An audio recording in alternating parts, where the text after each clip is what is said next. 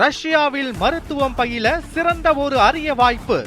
வெளிநாடுகளில் மருத்துவம் பயில சிறந்த முறையில் உதவுகிறது ஏஜே ட்ரஸ்ட் கல்வி குழுமம். கன்னியாகுமரி மாவட்டம் குழித்துறை நகராட்சியில் ஆணையாளரை கண்டித்து கவுன்சிலர்கள் 2வது நாளாக உள்ளிருப்பு போராட்டம் நடத்தியதால் பரபரப்பு நிலவியது.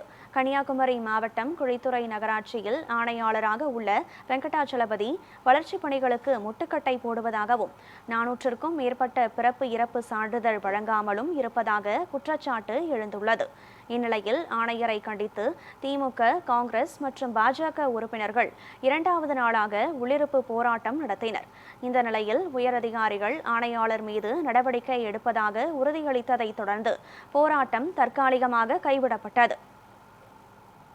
குழித்துறை நகர பகுதி மக்களுடைய அடிப்படை தேவைகள் பூர்த்தி செய்வதில் அவர்கள் சுணக்கங்காட்டி பல்வேறு பணிகள் தாமதப்பட்ட காரணத்தினால் பொதுமக்களின் அத்தியாவசிய நலன் கருதி நகர்மன்ற கூட்டத்தில் அந்த கோரிக்கைகளை எழுப்பி கோரிக்கைகளுக்கு சரியான பதிலளிப்பதற்கு ஆணையாளர் முன்வராத காரணத்தினால் நாங்கள் உள்ளிருப்பு போராட்டம் ஈடுபட்டோம்.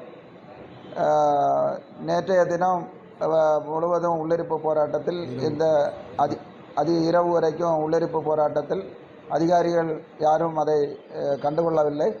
தொடர்ந்து 2வது நாளாக போராட்டம் தொடர்ந்தது.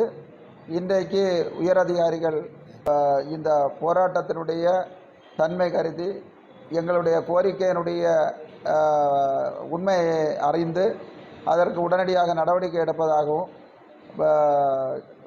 நம்முடைய நகர்மன்ற தலைவர் வாயிலாக உறுதி அளித்ததன் காரணத்தில் தற்காலிகமாக இந்த போராட்டத்தை நிறைவு செய்து கொள்கிறோம்.